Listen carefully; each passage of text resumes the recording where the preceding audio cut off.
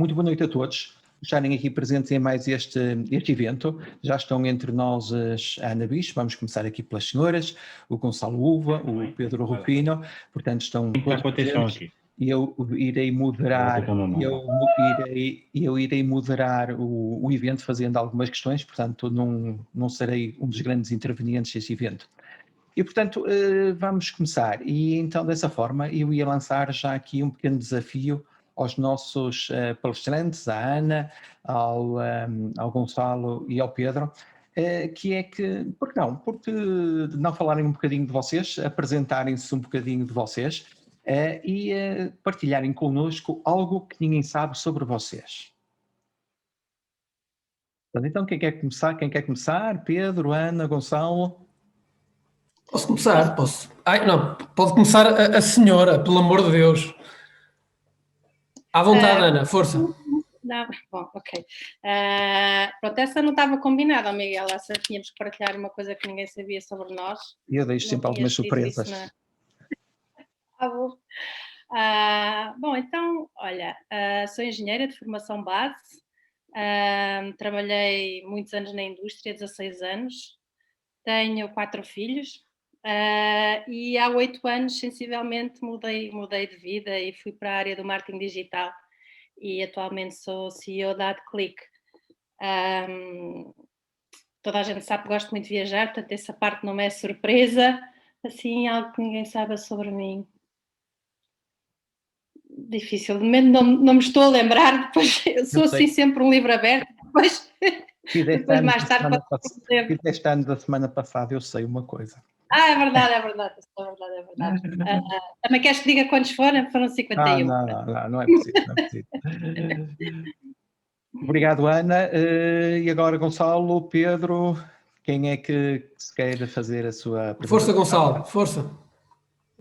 Obrigado, Pedro. Bem, então, desde já boa noite e entrando um bocadinho por onde a Ana falou também, eu não sou engenheiro, mas sou jurista de formação. Hoje em dia não faço nada, ou faço muito pouco a ver com direito, portanto, larguei a advocacia após o estágio. Trabalho também na área de comunicação, na parte de angariação de negócios, new business, desde para eventos, para public relations, área de produção, e portanto hoje em dia esse é o meu dia a dia, continuo ligado também ao rugby. Hoje em dia tenho estado muito na Sport TV a comentar rugby, e aquilo que, dando aqui uma chega ao Miguel, à medida que o tempo vai avançando, nós esquecemos do passado, e eu quando era miúdo era baixinho e gordinho, e portanto hoje em dia isso já não acontece, já não sou baixinho há muito tempo, o gordinho ainda posso voltar a ser, mas fica aqui esta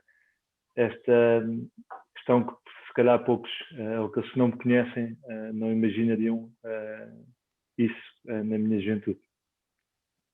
Obrigado, Gonçalo, por essa partilha. Pedro. Ok, boa noite a todos então. Eu sou licenciado em Educação Física e Desporto, com mestrado em Ciências do Desporto, tenho formação na área comportamental, mais concretamente no coaching e na programação neurolinguística. Adoro todas as vertentes que tenham que ver com o desenvolvimento pessoal. Fico muito contente porque já andei aqui a passear pelos que estão aqui a assistir à nossa formação, e vejo gente conhecida, alguns que já não vejo há algum tempo, mas que estão inscritos e que muito me alegram. Portanto, estamos a ter pessoas da Madeira, um ex-colega de licenciatura que muito me agrada estar aqui presente. Também costumo ser um livro aberto e, portanto, é difícil de alguma coisa que as pessoas não saibam a meu respeito, mas vou contar uma curiosidade no âmbito do desporto. Portanto, quando eu era de idade de formação, fui sempre internacional, e na primeira internacionalização que eu tive, quando cheguei ao pavilhão e vi as outras seleções a treinar, nomeadamente as mais fortes, eu percebi, estás desgraçado, nunca vais ser ninguém internacionalmente. Portanto, és muito jeitoso dentro de Portugal, mas lá fora não acredito que algum dia possa ser bom jogador, principalmente porque quando eu fui internacional a primeira vez, já era com uma idade que me permitia conseguir aferir estas coisas e, portanto, eu tinha que transportar esse sonho para quando fosse treinador e graças a Deus foi isso que aconteceu. Ok, obrigado a todos pelo vosso contributo. Agora resta-me a mim, muito rapidamente, também sou engenheiro, também tenho 51 anos, sou casado, sou pai de 2 filhos, a Maria e o Nuno. A Maria vai fazer 20 e o Nuno vai fazer 18. E, portanto, ambos também na vertente da engenharia, portanto, aqui sim uma família de engenheiros. E sou um apaixonado desde mais recentemente, desde há 12 anos, um apaixonado nestas áreas de desenvolvimento pessoal, coaching, PNL, liderança, desenvolvimento de equipas, são coisas que me apaixonam, que têm a ver exatamente com um princípio, com um primeiro emprego que eu tive, em que, quando comecei a trabalhar, disseram, olha, tens que gerir aqui uma equipa. E nessa altura eu gerir uma equipa, mas como é que é isso, gerir uma equipa, liderar uma equipa? São coisas que normalmente não nos ensinam nas faculdades e, portanto, à custa de ler uns livros aqui e experimentar umas coisas, e experimentar umas metodologias, fui ganhando esse bichinho e, portanto, dei asas em 2008 a esse bichinho, desenvolvendo o meu próprio projeto. Portanto, agora que estão aqui feitas as apresentações, vamos aqui lançar aqui umas perguntas interessantes aqui aos nossos oradores para termos aqui uma partilha de experiências, porque o que nós queremos realmente é poder partilhar experiências, poder aprender com os outros, porque a roda já está inventada e se nós olharmos para o lado e vermos como os outros fazem e melhorarmos um bocadinho, se calhar podemos atalhar caminhos e sermos mais rápidos a fazer algumas coisas. E, portanto, aquela pergunta que eu vos queria lançar era, em termos de liderança, aqui para os três, para o Pedro, para a Ana, para o Gonçalo, em termos de liderança, não é? Quer numa equipa de rede, quer numa empresa, quer como treinador, qual foi assim, a situação mais complicada que vocês tiveram e como é que resolveram?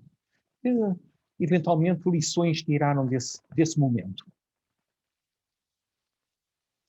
Quem quer começar? Um de cada vez? Olha, se calhar posso voltar a começar eu já agora. Depois mudamos, na próxima rodamos. Olha, a minha situação mais difícil foi mesmo quando fiz uma transição, uma mudança radical de carreira, não é?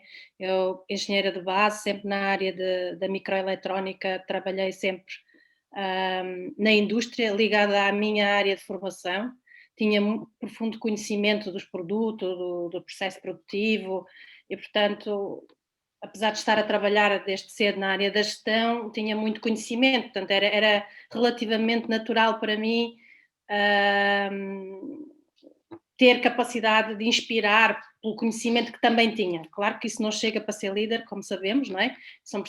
É muito preciso muito mais do que isso, características bem importantes, mas tinha essa vontade, não é? Para esse conhecimento, dava-me à vontade, dava-me segurança. E quando mudei para a área do marketing digital, onde sabia absolutamente nada, zero, e fui logo para uma função de direção. E isso foi assim, foi difícil, não é? No início eu lembro-me de ter dito para o CEO da empresa na altura, olha, tu não te preocupes que eu aprendo rápido e que em 3 meses vou dominar isto tudo. Ele olhou para mim e riu-se, até porque ele já conhecia o meu background e ele também tinha feito um processo de transição uns anos antes de mim, da engenharia para o marketing digital, riu-se e disse, ok, está bem, fala daqui comigo daqui a 2 anos para a gente logo ver. Então, eu tinha uma posição de direção, tinha que organizar a casa e tinha zero conhecimento, digamos, do produto, da área.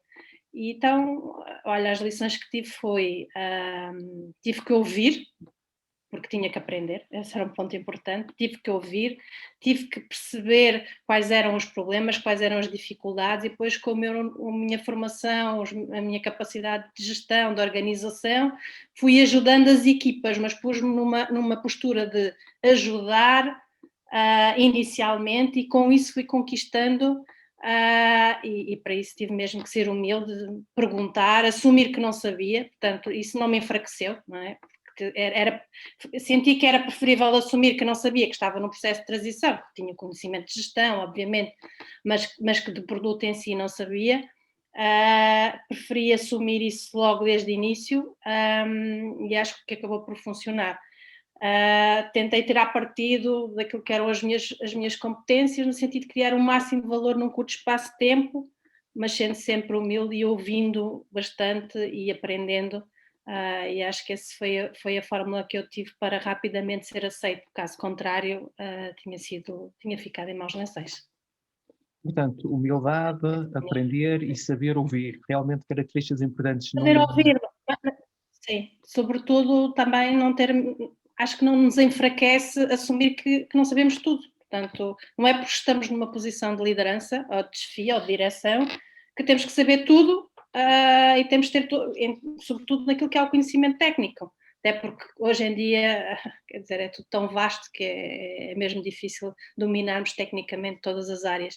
Então, ter essa humildade e assumir isso sem problemas, acho que é um ponto importante para que isso não seja um problema, ou seja, não seja um elefante na sala, digamos assim.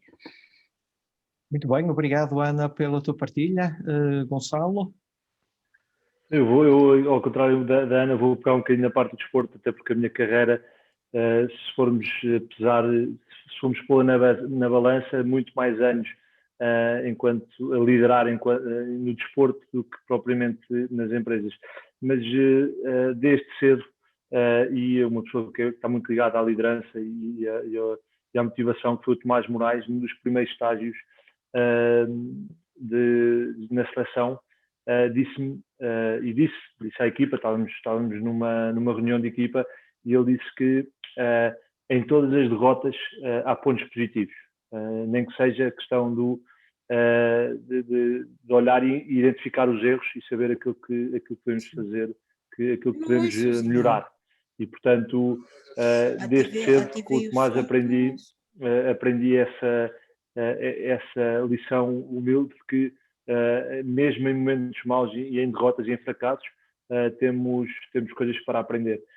Tive algumas, e olhando, e no desporto acaba por ser muito assim, que é o insucesso. Obviamente há exceções, mas o insucesso é muito maior do que o sucesso. A vantagem é que nós praticamente todos os fins de semana somos postos à prova e podemos responder face a um insucesso, enquanto numa empresa as coisas não são bem assim, não é? Dependendo obviamente da indústria, mas é um bocadinho mais complicado porque não temos resultados semanalmente. Em relação a alguns momentos que marcaram, foi a descida de divisão com a seleção nacional, portanto a descida à terceira divisão, alguns títulos não conquistados, nomeadamente pelo direito, algumas finais perdidas, e na parte empresarial, obviamente, que todas aquelas adjudicações que são adjudicadas à concorrência, que acabam por ferir um bocadinho a confiança da equipa, e é isso que nós temos que acreditar. Temos que ver aquilo que fizemos, identificar os erros e ter a confiança de que somos capazes de fazer melhor, e com o compromisso de que as coisas vão cair para o nosso lado, quer no mundo empresarial, quer no mundo desportivo. Portanto, estas questões sempre foram, e sempre tentei trazer a questão da minha experiência no desporto para todas as empresas que representei.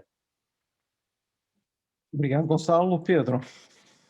Bom, questões complicadas é quase sinónimo de alto rendimento, portanto, ninguém está no alto rendimento sem atravessar questões complicadas. E todos concordam comigo se eu disser que hoje, com os anos de experiência e por já ter levado muita pancada e ter atravessado muitas situações complicadas, com maior ou menor dificuldade, com aquilo que nós sabemos hoje, conseguimos ultrapassar situações que no início das nossas carreiras, enquanto treinadores, ou enquanto gestores, enquanto líderes, não era tão fácil de atravessar.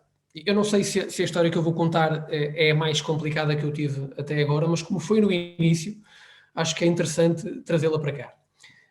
Eu, quando comecei a minha atividade como treinador, fui para um clube pequeno, um clube de uma zona muito rural de Vila do Conde, freguesia de Guilhabreu, e aquilo era composto por meninos todos muito, muito bem educados, com uma educação rígida por parte dos pais, inclusivamente quando vinham da escola ajudavam os pais no campo e, portanto, não eram até crianças muito abertas, mas tinham um nível interessante no ténis de mesa. Portanto, quando eu cheguei ao clube, o clube no escalão júnior situar-se-ia nas 5, 6 primeiras equipas nacionais. E no segundo ano, depois de algum trabalho, eles evoluíram e nós tivemos a possibilidade de ter no nosso clube um atleta de um clube pertinho, que morava pertinho, que era da zona de São Cosme, e o presidente, na altura, desse clube, com quem eu tinha uma boa relação, disse-me, atenção, que trata-se de um rapaz complicado. Ora, hoje, com o conhecimento que eu tenho da área do coaching, eu perguntaria, complicado, fala-me um bocadinho mais sobre isso. Portanto, eu tinha que perceber o que é que significava complicado, mas ele é mal criado, ele não tem compromisso, ele trata mal o treinador, o que é isso do complicado? Então tive que perceber sozinho. E o miúdo era um miúdo espetacular em todos os campos do compromisso, portanto, trabalho impecável, nas competições dava tudo o que tinha, os resultados até nem eram nada de especial, ao nível dos outros que eu tinha no clube, talvez um pouquinho pior, até que chegou a primeira competição de equipas, Campeonato Nacional de Júniores por equipas. E eu faço uma convocatória de 4 jogadores, mas jogar em cada jogo só jogam 3. Portanto, quando eu convoco 4, ele assumiu-se como titular e perguntou-me em que posição no boletim de jogo ia jogar. Eu disse, eu não sei se tu vais jogar, eu ainda não decidi se tu vais jogar e vais saber, se eu decidir que tu jogas, em que posição jogas, quando todos os teus colegas souberem. Portanto, não vou ter uma conversa particular contigo sobre a posição que vou assumir contigo. Bom, ele achava que era a morte em bicicleta, portanto, ele achava que era de caras o número 1. E esse foi o primeiro momento em que eu percebi que aquilo que nós achamos sobre nós não reflete o nosso valor. Aquilo que reflete o nosso valor são os nossos resultados. Portanto, eu falei com ele e perguntei-lhe quais são os teus resultados ao longo da época. Consegues encontrar algum resultado ao longo da época nas competições individuais em que tu me mostres que tens melhores resultados do que os teus colegas? Não havia nenhum. Igual ou ligeiramente inferior. E, portanto, embora hoje eu nem sequer discuto decisões com os atletas, mas na altura eu achei que ajudava a colocá-lo no caminho e a perceber que há um propósito maior do que ele, não é? Há algo que é maior do que o ego dele, que é o propósito da equipa. Nós fomos campeões nacionais. Ele ajudou a equipa, jogou um, jogou outro, não foi titularíssimo indiscutível como ele se julgava ser. Ele abandonou o clube, deixou de jogar e nós seguimos o nosso caminho. Portanto, ao fim de 15, 16 anos, 17 anos que levo como treinador, esse foi o primeiro momento que eu tive como complicado. Ou seja, alguém da estrutura entender que uma decisão minha pode ser colocada em causa. E não tinha as ferramentas que tenho hoje em dia para poder resolver as coisas de outra maneira. Provavelmente resolveria era mais rápido. Mas pronto, esta foi a situação engraçada que vos trouxe. Mas é uma realidade, não é? Nós também vemos isso nas empresas, que às vezes há pessoas que se acham mais que os outros e vão causando, digamos, algumas situações mais complicadas às lideranças, e as lideranças têm que resolver e saber o que é que têm que fazer nesses momentos. Mas a limpidez do resultado não mente. Portanto, os resultados é que são aquilo que traduz o valor da pessoa. Como dizia o Gonçalo há bocado, não é? Jogam todos os fins de semana e o desporto, nesse aspecto, é clarinho como a água. É clarinho como a água. Dá para experimentar e ver todos os fins de semana, ou 2 vezes por semana, como é que está a performance de cada um. Então, como líder, já que estamos a falar aqui em algumas coisas de liderança, quais serão os vossos 3 mandamentos, assim aquelas coisas fortes, aqueles 3 pilares fortes de cada um de vocês em termos de liderança? Qual é aquilo que é inabalável para vocês, não é? Que é, estes são os meus pilares, por aquilo que vocês disseram, até já descobrimos alguns, mas uma coisa é nós termos a percepção e outra coisa é vocês dizerem, não, os meus pilares são essenciais. Não sei, quais são os vossos 3 pilares em termos de, digamos, de liderança, os vossos mandamentos, os vossos princípios de liderança? Posso começar, Ana?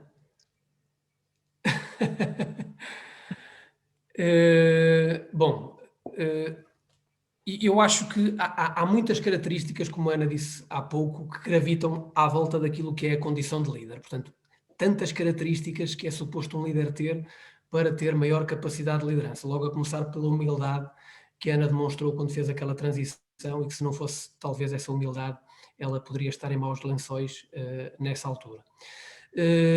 Capacidade de decisão, lealdade, justiça, bem, há um conjunto de características, mas ao longo destes anos e durante todos os processos de gestão de pessoa, de liderança que eu atravessei, eu identifico não 3, mas 4 valores essenciais, 4 características essenciais que eu pratico e que, em meu entender, traduzem resultados positivos nas pessoas.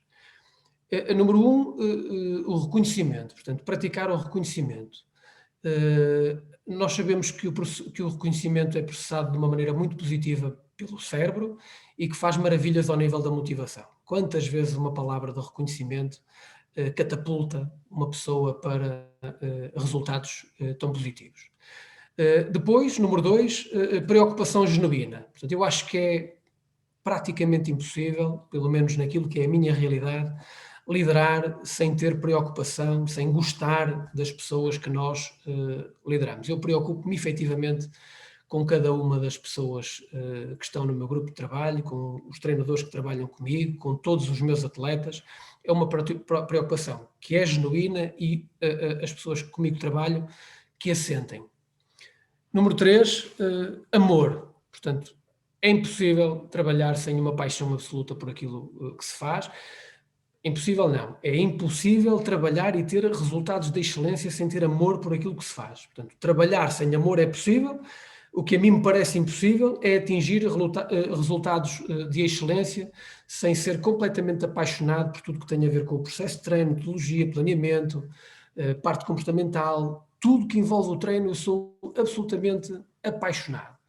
E, por fim, crença total. Portanto, eu acredito cegamente, quando estabeleço um objetivo, que eu vou conseguir atingir, e gosto de acreditar que tenho a capacidade de contagiar as pessoas que trabalham comigo, que é possível, efetivamente, atingir esse resultado.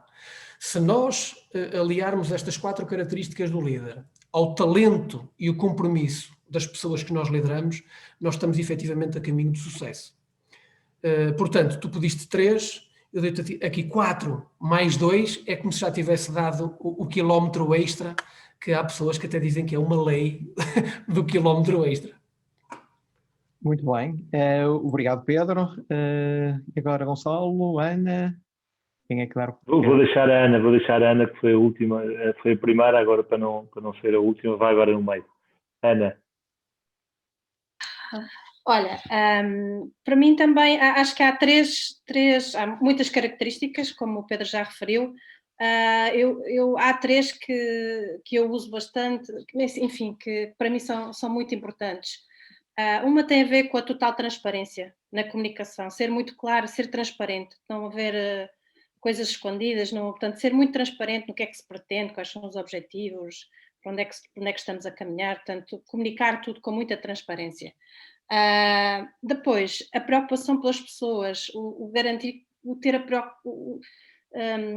saber se as pessoas estão bem, se estão bem nos sítios, se estão a dar o seu máximo porque estão no sítio certo, se estão felizes, na verdade, também, e procurar que a solução seja construída, nem sempre é possível por todos, mas por um maior número de colaboradores.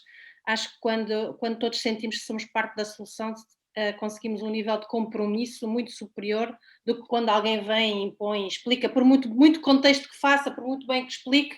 Acho que uma construção, a equipa funciona sempre muitíssimo melhor, e acho que isso é mesmo um game changer quando queremos dar um salto qualitativo em performance de equipas. E depois acho que há um ponto no dia a dia, nos dias de hoje, que é muitíssimo importante, que é flexibilidade. Um líder tem que ser muito flexível, tem que ter capacidade de se adaptar, receber os inputs dos colaboradores, do mercado, da pandemia, de tudo, e com isso conseguir pensar que não pode ficar agarrado àquilo que foi os caminhos que foram definidos, traçados, e se o tiver que os mudar a cada 3 meses, terá que ser. Portanto, obviamente não quero dizer com isto que uma pessoa anda aqui meio maluca de um lado para o outro, não é esse o objetivo, mas tem que ter flexibilidade, não pode ficar agarrado àquilo que se foi pré-definido, tem que ter flexibilidade para ouvir, para incorporar os inputs que está a receber e reconstruir o caminho sempre que for necessário, em conjunto. Obrigado, Ana. Gonçalo. Eu acho que todas estas características que quer o Pedro mencionar aqui acabam todas por estar interligadas. Eu tinha aqui 3 pontos que identifiquei e que se calhar vão tocar em praticamente todos estes que tocaram anteriormente. Eu tinha aqui a comunicação, sem dúvida, e reforço quando a Ana fala na transparência, normalmente, para mim, a comunicação tem que ser transparente, obviamente. A parte que o Pedro falou na resposta anterior e agora, que também tem muito a ver com a paixão, com o amor, que é o compromisso para com aquilo que se está a fazer, compromisso para com as pessoas com quem se está a trabalhar, treinar, com quem se está na batalha, digamos assim, e a confiança. E aqui, todas estas características que eu mencionei aqui são características pessoais que normalmente acredito que têm que ser passadas para terceiros. Portanto, eu tenho que ter confiança nos meus objetivos, eu tenho que acreditar que vou conseguir atingir os meus objetivos e tenho que passar essa confiança, para todos os membros da minha equipa, para poder tirar 110% de cada um deles. E porquê 110? Porque acabamos por falhar, é normal falhar, e sempre que há uma falha, eu sei que se alguém acredita que pode dar 110%, acabam por compensar, por compensar uns aos outros.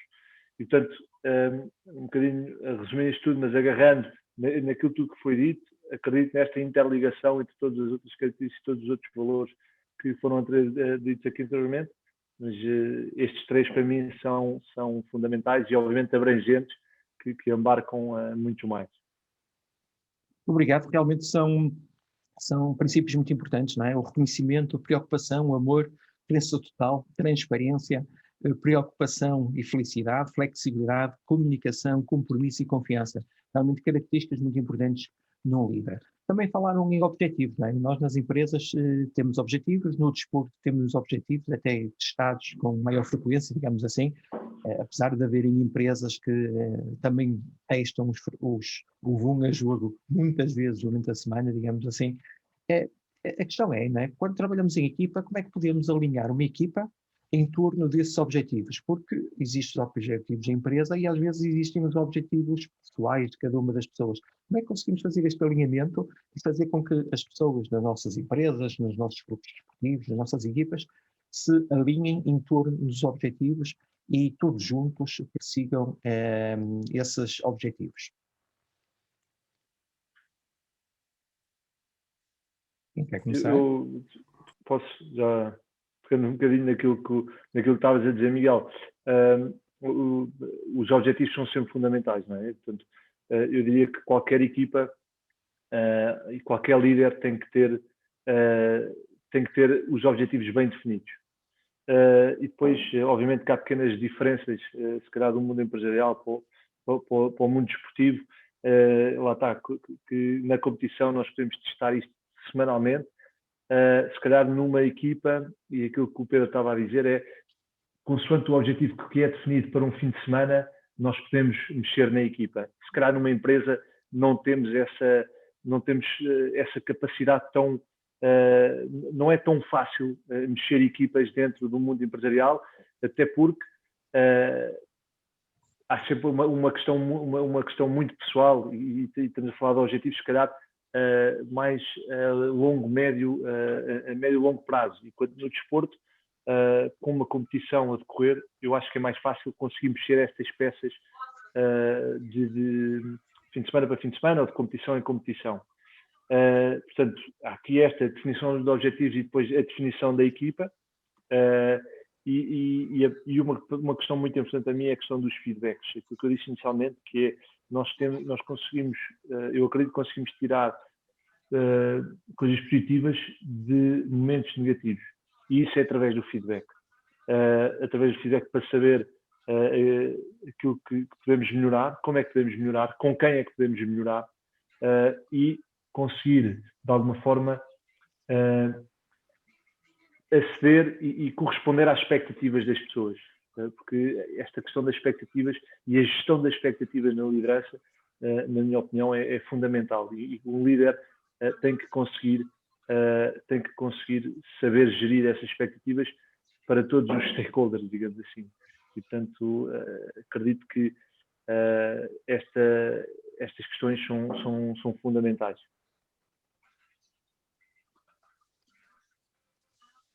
Pedro, Ana, Bom, quando temos só homens ou quando temos só mulheres, parece que torna-se mais fácil, não é? Porque não há esta questão do formalismo, primeiras senhoras, não é? Começam e pronto. é importante fazer as pessoas entender, neste caso os atletas, entender que há um propósito maior do que o propósito deles, envolvê-los num propósito comum. Para mim, enquanto treinador, é muito mais gratificante atingir objetivos de grupo do que atingir objetivos individuais. E é importante encontrar pessoas para a nossa estrutura que se identifiquem exatamente com isto. No meio disto tudo, existe uma das 6 necessidades básicas do ser humano, que é a significância. Portanto, as pessoas gostam de se sentir importantes. Têm que perceber que são importantes no processo. E estou em crer que nas empresas funciona de forma mais ou menos parecida, porque se 4 ou 5 pessoas colaboram na elaboração de um projeto, vai haver uma que o vai apresentar quando efetivamente todos foram importantes no processo. E envolver as pessoas durante o processo, quando apenas uma vai apresentar, envolver as pessoas todas no processo de uma equipa, quando jogam 3 e trabalham 5 ou 6 atletas no clube, para que aqueles 3 façam o melhor possível pelo clube naquele momento, portanto, sentirem-se importantes porque ajudaram a apurar o nível de forma daqueles atletas de uma forma natural. Entender isto no processo é também algo que se aprende com o tempo. Portanto, hoje em dia é algo que para mim é natural trabalhar, ter uma forma de estar com essas pessoas que colaboram com o alto rendimento de alguns. É importante ter elementos na equipa que eventualmente não chegarão àquele patamar, mas todos fazem parte de um processo de sucesso. E é importante envolver a equipa naquilo que é um objetivo comum. Obrigado, Pedro. Olha, eu diria que, para além de tudo aquilo que já foi dito, é bastante importante, quando se trabalha em equipa no mundo empresarial, que os objetivos estejam muito bem contextualizados. É fundamental para o líder entender, portanto, em conjunto com a equipa, se os objetivos estão de facto bem entendidos. Isso é muito importante. E depois, cada um, que papel vai ter no cumprimento desses objetivos, a tal significância que o Pedro também falava. Portanto, mesmo contextualizar, explicar, definir em conjunto o que é que significa atingir aqueles objetivos, acho que é uma das coisas mais importantes para que funcione bem e para que de facto estejamos todos a saber como é que podemos contribuir para atingir esses objetivos e de facto fazer deles objetivos de grupo. E mais uma vez, eu vou voltar a falar neste tema, porque de facto estamos em tempos de pandemia, acho que todos percebemos o impacto que na área do marketing digital mudou tudo muito rapidamente, portanto não vou dizer que é mais pandemia, menos pandemia, porque obviamente tem impacto, mas há realmente transformações muito rápidas. E então este tema da adaptabilidade e da flexibilidade é mesmo uma questão de sobrevivência e, portanto, os objetivos em si também são orgânicos, são dinâmicos e por isso é preciso ter em mente que eles têm que ir sendo adaptados à medida que vamos recebendo estes feedback loops, quer seja da equipa, se estão a ter dificuldades, se não estão, que recursos mais são necessários para atingir os objetivos, quer também, obviamente, do mercado e de todos os stakeholders. Muito obrigado. E realmente isto nas nossas empresas e também no desporto, não podemos sempre ganhar, não é? Era bom que nós pudéssemos ganhar sempre. É essa uma das missões, não é? Principalmente quando se fala de equipas de alto rendimento, quer no desporto, quer nas empresas, é tendência sempre para apontar para a frente, para sermos os melhores, para sermos mais competitivos, mas nem sempre isso acontece. E agora como é que, como líderes, não é? Como é que nós podemos resolver estas questões? É quando os resultados não aparecem e temos uma equipa que começa a desacreditar nos resultados ou desacreditar na liderança, começa a pôr em dúvida o percurso que está a ser feito. Como é que nós conseguimos, como líderes, gerir essas questões e voltar a fazer com que a equipa acredita e que sinta que realmente há um rumo, há um caminho a ser percorrido, e para atingir o resultado é preciso fazer esse caminho? Como é que nós podemos, não é, alinhar a equipa e recuperar a equipa e voltar a pôr a equipa a acreditar que é possível? Agora, se calhar começo eu, só para variar. Olha, eu acho que há um ponto que tu falaste aí que é muito importante, que é o caminho. Muitas vezes o objetivo em si, o objetivo, obviamente, é aquilo que se pretende, mas o caminho pode ser fonte de motivação, mesmo que não se esteja a atingir o objetivo no momento. Portanto, garantir que o caminho é motivador para todos, que todos estão a sentir que estão a contribuir, mesmo que os objetivos não estejam a ser atingidos no momento, acho que é bastante relevante e é uma forma de continuar a manter a motivação em alta, digamos assim. E depois também é preciso, obviamente, ir ao fundo e tentar entender porque é que não se está a conseguir os objetivos. Não numa lógica de encontrar culpados, mas numa lógica de encontrar, às vezes, até soluções fora da caixa, e se essas soluções forem feitas em conjunto, então mais interessante se torna ainda, soluções fora da caixa, que nos permitem, muitas vezes, arrepiar caminho, ir por um atalho e chegar aos objetivos que se pretendem. Por isso, eu diria que foco no caminho acho que é importante, porque o caminho também faz parte do processo. E eu sou apreciadora do caminho, não só do objeto, não só do fim, portanto acho que o caminho também faz parte da vida das empresas e da vida de todos nós, e focar também, e depois tentar encontrar as causas raiz e não ter medo de inovar, não é? Mais uma vez, adaptar, tentar perceber como é que se pode ultrapassar as dificuldades que estamos a encontrar, que nos estão a impedir de atingir os objetivos. Se isso for feito de uma forma colaborativa, e se todos sentirem que estão a ser parte da solução, mesmo que os objetivos não estejam a aparecer no momento, acho que se renova esforços, né, nesse sentido. Portanto, acho que a procura de soluções colaborativas é uma fonte de motivação para ultrapassar as dificuldades e atingir os objetivos.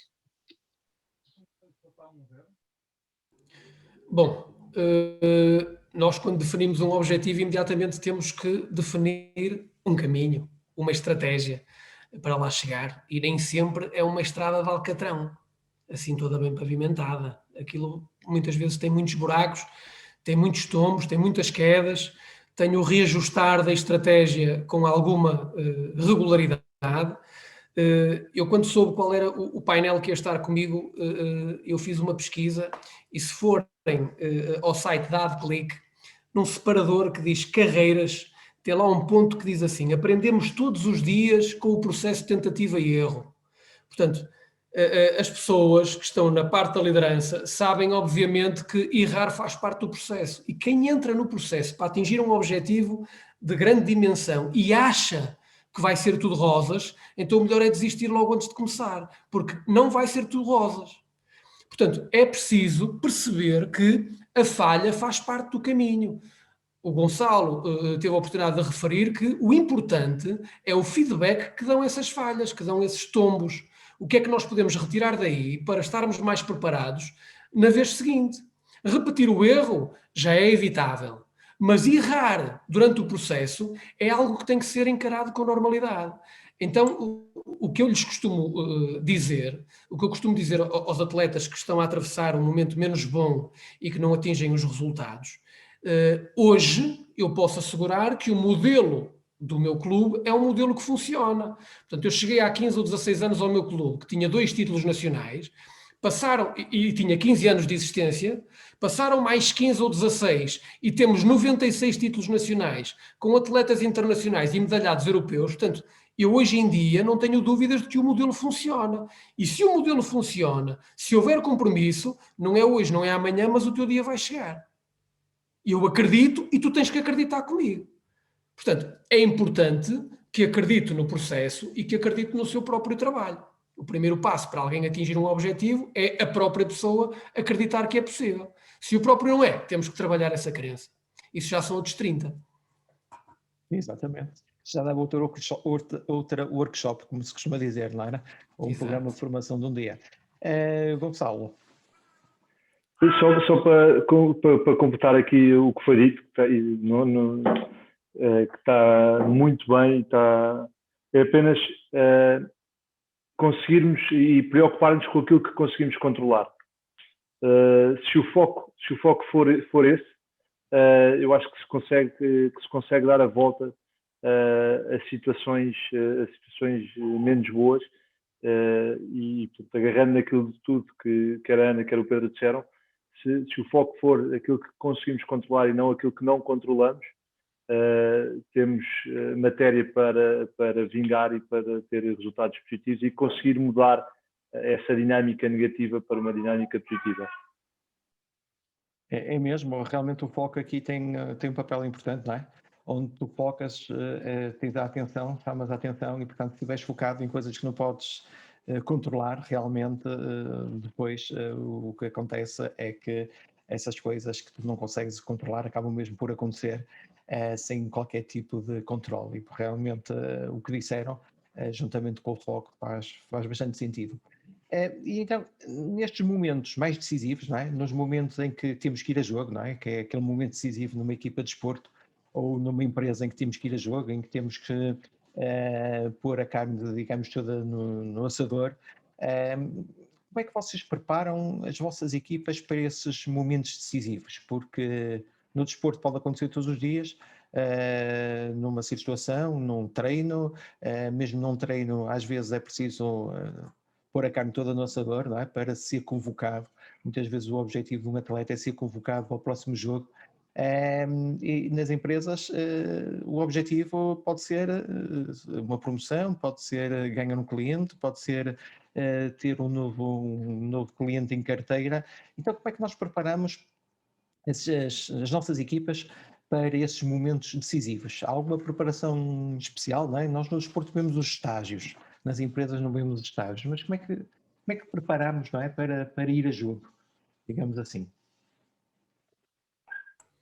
Qual é a magia? Eu acho que aqui no desporto é bastante mais fácil, que é a questão do treino e da repetição, não é? Portanto, nós temos, são processos se calhar mais simples do que a nível empresarial. Se calhar a nível empresarial temos que olhar mais para a questão da formação e para um ponto que também acredito que é muito importante, que é a cultura empresarial, a cultura da empresa. Muitas vezes transmitir essa cultura da empresa, as pessoas começam a sentir-se preparadas para poder tomar certas decisões e para poderem perceber onde é que está a diferenciação, para poderem ir buscar esse edge para conseguirem trazer os resultados positivos. Mas, obviamente, que mais uma vez, no desporto, acredito que é mais simples que na vida empresarial. Bom, força. Vou pegar aqui nas palavras do Gonçalo, porque de facto é mesmo relevante também no mundo empresarial. A formação é fundamental e em áreas, por exemplo, e acho que os negócios hoje em dia são todos tão rápidos, sofrem transformações tão rápidas que de facto cada colaborador tem que ser bastante autónomo. E para se atingir esse grau de autonomia só se consegue com duas coisas importantes, formação e cultura. Portanto, e a cultura da empresa também, tal como o Gonçalo estava a referir, tem que estimular esta procura constante, o cada um procurar estar sempre informado, em autoformar-se, se for o caso. E realmente a parte da cultura e da formação são fundamentais para ter este ritmo acelerado da loucura do mundo empresarial dos dias de hoje, mas também planear. Nós por exemplo, na AdClick, planeamos a cada 4 meses. A cada 4 meses fazemos os nossos planos com os objetivos que temos, de vendas, de clientes, de recursos. Portanto, obviamente tentamos dar uns 360 graus daquilo que não são só, o objetivo não é só ter vendas, não é só ter clientes novos, é também ter processos novos, de ter automatização, de melhorar o bem-estar das pessoas. Portanto, temos obviamente múltiplos objetivos a atingir e planeamos isso ao ano, depois um plano macro, um plano médio a cada 4 meses, onde fazemos uma revisão adaptada àqueles 4 meses e depois mensalmente um acompanhamento, portanto, e tentar perceber se estamos no caminho certo ou não, ou se precisamos de ser mais, de adaptar, portanto, de inovar. Muitas vezes é necessário a meio inovar, mas esse é o formato, portanto, cultura, formação, planeamento regular e feedback. Recolha de feedback. Bom, ao fim destes anos todos, é fácil encontrar um modelo, um conjunto de rotinas que fazem parte daquilo que é preparar uma situação importante no desporto. Ao fim destes anos, já foram tantas as situações de tentativa e erro que está encontrado no meu clube o que é que o atleta deve fazer, o que é que o atleta deve pensar antes daquilo que é uma competição importante. E todos estão identificados com isto. Portanto, nos clubes também existe cultura desportiva. E, portanto, dentro da estrutura desportiva é possível que todos pensem de uma forma parecida. Só se consegue atingir aquilo que é um plano de sucesso, um conjunto de estratégias que fazem parte de um plano de sucesso, depois de ter passado por N situações que ajudaram a construir momentos que fizeram parte de situações positivas. Eu costumo dar muito exemplo, o exemplo das corridas. Eu aponto tudo, eu sou um doidinho das corridas, eu aponto tudo que tem que ver com corridas. E consegui, de todas as vezes que as corridas me correram bem, eu identifico 3 rotinas que fazem parte das vezes em que as corridas me correram bem. Que foi a hora a que me levantei, que foi 3 horas antes de começar a corrida. O último dia que corri foi sexta-feira, quando as corridas são sempre ao domingo, portanto não corria no sábado, e o meu pequeno almoço era tostas integrais com geleia e chá verde. Portanto, isto é igual para qualquer desporto e é igual para os negócios. Portanto, estão identificados 3 fatores que fazem parte de situações em que as coisas correram efetivamente bem. Estas 3 situações eu repito-as sempre, porque fazem parte de vezes em que me correu bem. É como a pessoa que vai apresentar uma proposta a alguém. Sempre que correu bem, usou uma gravata amarela, o que é que custa levar a gravata amarela da próxima vez? E, eventualmente as pessoas até acham piada ao homem e criam um nível de empatia que não cria com outra gravata qualquer. Nós não sabemos, mas estar atento aos detalhes acho que é fundamental. O planeamento, obviamente, não pode deixar de ser, mas construir ao longo dos anos e daquilo que nos dão as experiências e o feedback das falhas, é possível encontrar um conjunto de rotinas que façam parte de um plano de sucesso.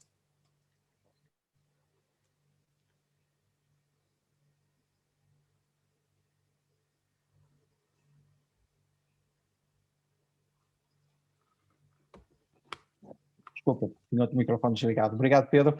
Penso que falta o Gonçalo, certo? Ou já rodei os 3?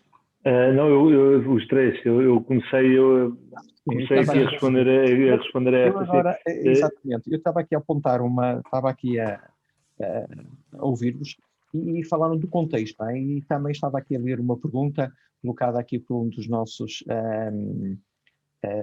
companheiros aqui desta jornada, o Johnny Santos, que diz que está a falar de contexto, não é? Nos clubes, digamos, em que impera o voluntariado, em que os pais são treinadores, fazem parte dos corpos de direção. Como é que nestes, por exemplo, nestes clubes mais pequenos, não é? Se pode ter, digamos, uma melhor liderança? Eu acho que esta é uma pergunta mais direcionada aqui para o Gonçalo e para o Pedro.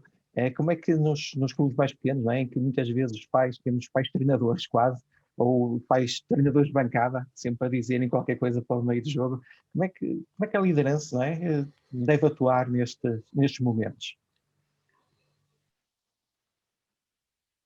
Ao fim destes anos todos é mesmo muito fácil. Portanto, quando existe uma direção do clube absolutamente alinhada com o grupo de treinadores,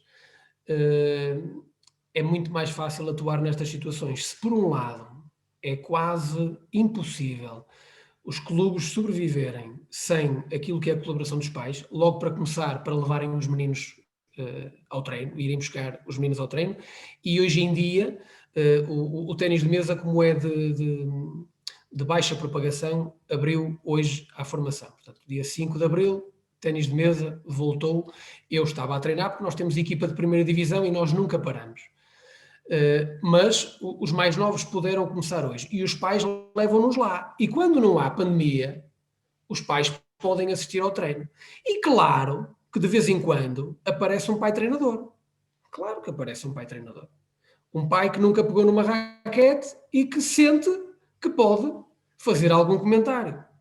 Mas no primeiro comentário, não é no terceiro nem no quarto, no primeiro comentário é explicado ao pai que, com a maior das boas vontades, o pai não ajuda o filho com os comentários que faz. E a única pessoa dentro da área de jogo que está autorizada a falar para a criança sou eu.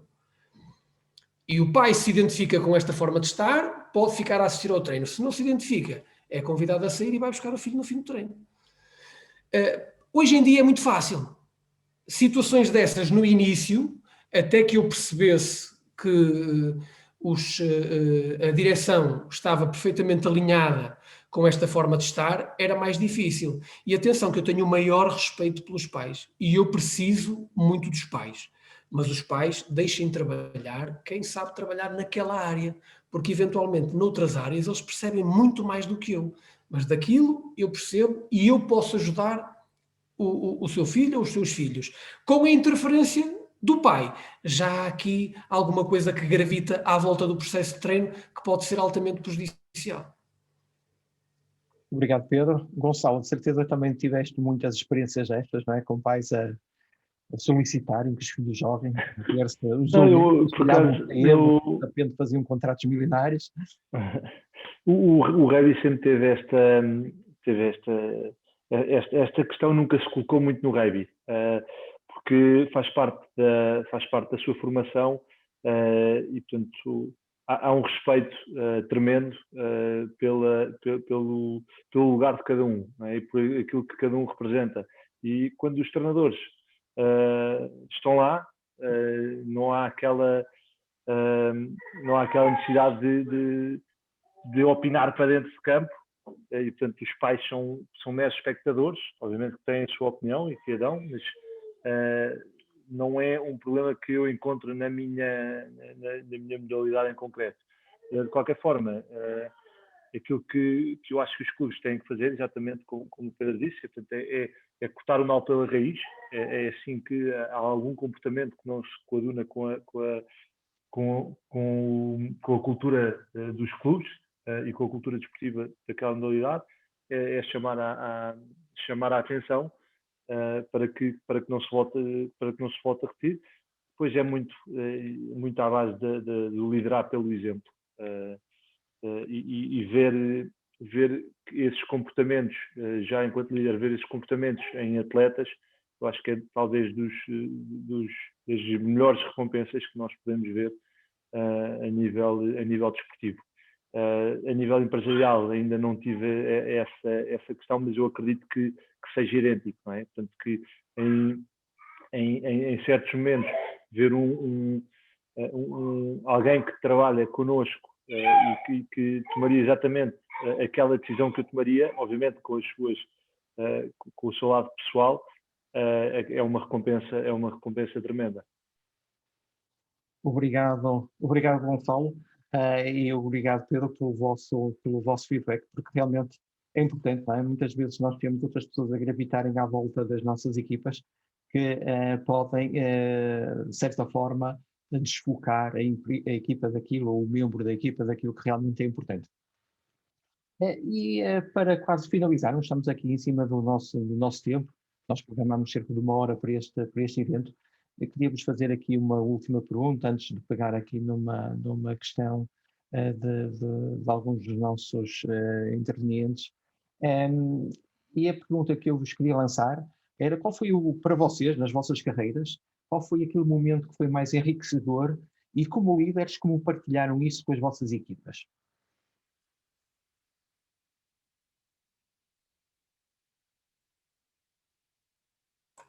Vou começar então. O momento mais enriquecedor.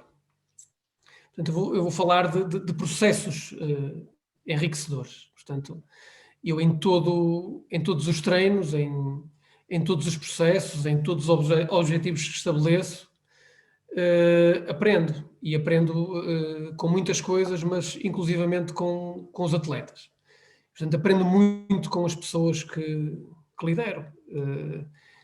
Eu tenho a certeza absoluta que enquanto estive na seleção que passei muita coisa que os ajudou a ter resultados de excelência, mas eles ensinaram-me muito e basicamente, para não me alongar muito, porque também já chegamos aqui à hora, se eu hoje tenho uma excelente capacidade de gerir a relação de sucesso e de insucesso, foi precisamente por ter convivido com atletas de altíssimo rendimento, os maiores profissionais com quem eu trabalhei até hoje, e que tinham uma relação com o insucesso, com a falha, absolutamente fantástica. Portanto, o que eles mostravam era que toda a gente tinha direito aos seus 5 minutos de dor, mas o importante era que não ficássemos sentados na dor durante muito tempo, porque havia muito mais objetivos para alcançar.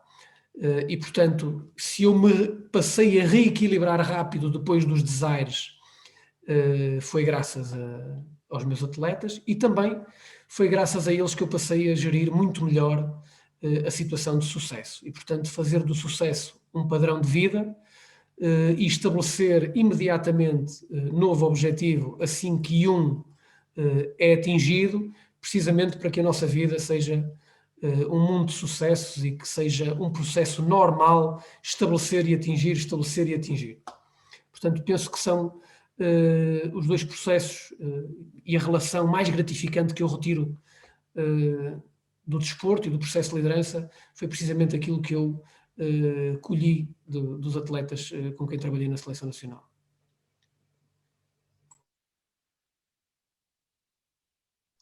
Olha, eu diria que tive, ao longo da minha carreira, que já tem alguns anos, imensos momentos muito, muito gratificantes e interessantes, mas talvez gostasse de falar no momento atual, onde estamos, digamos, num contexto particularmente anormal, diria assim, embora já seja normal há mais de um ano, infelizmente. E tenho a sorte de estar com uma equipa madura e estamos em conjunto a lançar uma nova empresa. E de facto está a ser um processo muito partilhado e nesta perspectiva bastante gratificante para mim, embora seja, confesso, um roller coaster de emoções, tendo em vista também a atual situação e tudo o que estamos a viver e ter que fazê-lo online e não poder estar a trabalhar em conjunto mais perto das pessoas, mas está a ser um momento mesmo muito, muito interessante. Ok, obrigado, Ana. Gonçalo. Eu acho que, pegando aqui um bocadinho naquilo que foi dito, eu acho que é importante celebrar as vitórias e os sucessos. Sinto que a nível profissional e a nível empresarial, essas celebrações não são menos feitas. Portanto, há menos atenção e há menos detalhe a essas celebrações. E quando eu digo celebrações, são até de pequenos objetivos. E não só, se calhar, no final do ano, normalmente aquela festa de Natal ou o prémio, ou eu acho que era importante dar uma atenção a pequenas vitórias e a pequenos objetivos que são concretizados. E depois, obviamente, com isto, a definição de novos objetivos e a conquista de novos sucessos e novas vitórias. Mas, portanto, era pegar nisto também para não nos alongarmos muito mais, mas acho que a celebração é sempre um ponto que eu gosto de fazer com as minhas equipas. E realmente o Pedro falou logo nisso, não é? Nos seus princípios, que é o reconhecimento. Reconhecer e celebrar essas pequenas vitórias, porque são grandes momentos de motivação das nossas equipas. Eu vou pegar aqui numa pergunta feita pelo Hugo, agora acho que é Hugo, começa por H, exatamente Hugo, que de uma forma geral fala aqui da questão de um jogador só poder jogar quando sabe que um colega é lesionado, mas às vezes é isto, não é? Nós fazemos parte de uma equipa, há aqueles que vão sempre a jogo, há aqueles que vão de vez em quando a jogo e há aqueles que só vão a jogo quando alguém se lesiona. Mas nas empresas também acontece, não é? Nós temos aqueles que dão mais a cara para um projeto e temos aqueles que estão nos bastidores a trabalhar como formiguinhas, muitas vezes que têm um papel essencial, mas que nunca aparecem. E como é que nós podemos motivar, não é, essas pessoas que fazem parte de uma equipa, mas que só aparecem de vez em quando têm assim uma oportunidade, não é? Parece que alguma coisa lhes caiu do céu e de repente têm a oportunidade de ir a jogo. Como é que nós podemos liderar, não é? Como é que nós podemos motivar essas pessoas que têm um papel importante nas equipas, mas que nem sempre são os mais visíveis? Miguel, eu acho que é precisamente trabalhar a significância, é precisamente trabalhar o nível de importância que essa pessoa, embora não vá dar a cara, embora não seja titular, embora não apresente o processo, é fazer com que a pessoa se sinta importante no processo.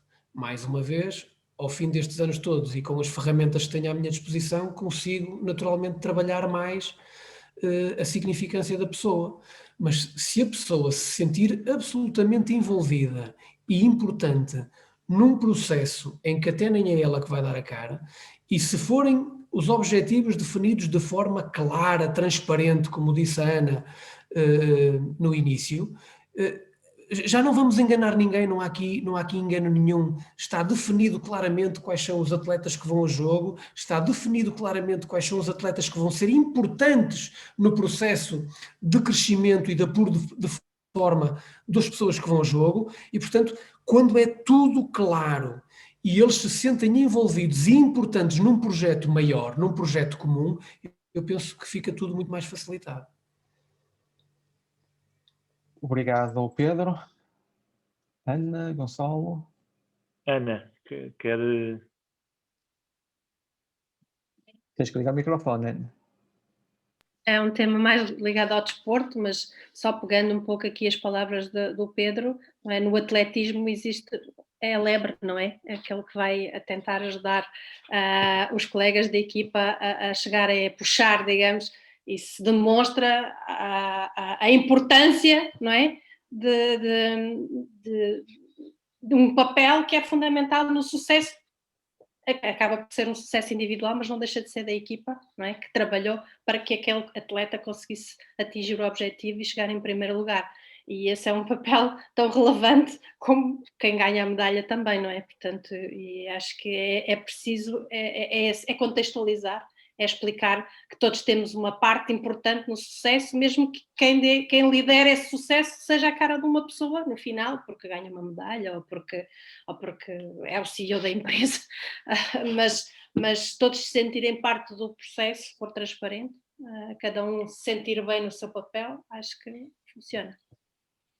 Obrigado, Ana. É um bocadinho isso, tanto a parte do reconhecimento que foi aqui dito, a parte da celebração dos festejos, e muito no rugby nós sabemos que o trabalho individual é muito importante e, portanto, para a conquista de um objetivo de equipa, se eu não fizer bem o meu trabalho individualmente, provavelmente o resultado não acontece. E, portanto, aqui a responsabilização pelo trabalho individual é muito importante. Eu acho que hoje em dia, na profissionalização de vários desportos, e principalmente nos individuais, por trás de um atleta individual há sempre uma equipa a trabalhar. Há médicos, há equipas técnicas, há imensas mãos a trabalhar. E, portanto, eles não levam o prémio no fim do dia, mas têm que ser reconhecidos, e o atleta individual sabe que sem eles não conseguiria atingir os seus objetivos. Até lá em casa é verdade, não é? Por trás de um homem é sempre uma grande mulher, é o que diz o ditado, e é mesmo verdade. E, portanto... Miguel, peço perdão, mas estes comentários sexistas estão a perder na moda. Agora não se pode falar em homens, nem mulheres, agora é tudo inclusive. Portanto, esgotamos o tempo, vou deixar só assim breves segundos a cada um dos nossos oradores, se quer acrescentar alguma coisa e se quer partilhar uma pequena dica, algo que ainda não foi dito, com o nosso público, e portanto dou-lhe assim 30 segundos a 1 minuto a cada um, para cada um de vocês poder acrescentar algo que ainda não foi partilhado a este nosso público. Ana, eu diria que começou, agora tem que acabar em primeiro também. Olha, eu acho que só algo que foi um pouco... Pronto, tudo o que se disse aqui é relevante, é importante, é fundamental, é estruturante. Acho que algo que foi um bocadinho game changer para mim foi num momento em que eu percebi que o líder não precisa ter a solução para tudo e, portanto, envolver e contar com a equipa para fazer parte da solução torna tudo muito mais orgânico, muito mais natural, há um compromisso automático de todos para com a solução, pronto, para se atingir um determinado desafio, e acho que isso foi um bocadinho game changer para mim quando comecei a aplicar. Quer dizer, também, obviamente que isso não pode ser feito sem regras, não é? Portanto, não é, agora vamos aqui todos opinar sobre como é que vamos chegar àquele objetivo, mas estabelecendo-se regras funciona muito bem, e acho que é mesmo game changer em termos de liderança de equipas. Obrigado, Ana. No caso empresarial, não sei se funciona no desporto. Força, Gonçalo. Bom, obrigado. Eu diria só aqui que eu acho que quer no desporto, quer no mundo empresarial, é a questão do não desistir, não desistir daquilo em que acreditamos que é possível fazer, e um bocadinho contra a cultura um bocadinho portuguesa, encorajar. Eu acho que culturalmente encorajamos pouco uns aos outros, vivemos pouco o sucesso dos outros. Às vezes temos essa questão de não conseguir viver bem com o sucesso dos outros, mas eu acho que eu gosto que à minha volta e pessoas que eu conheço tenham sucesso e fico contente por eles, mas gostava que isso acontecesse mais, quer no desporto, quer nas empresas. Subscrevo, sim. Muito importante. Bom, quando eu iniciei a minha atividade, devia ter percebido, eu acho que percebi rápido, mas devia ter sido ainda mais rápido perceber que devia de privilegiar o comportamento em detrimento do resultado. Portanto, quando eu passei a privilegiar o comportamento em detrimento do resultado, foi exatamente quando começaram a vir os resultados em catadupla.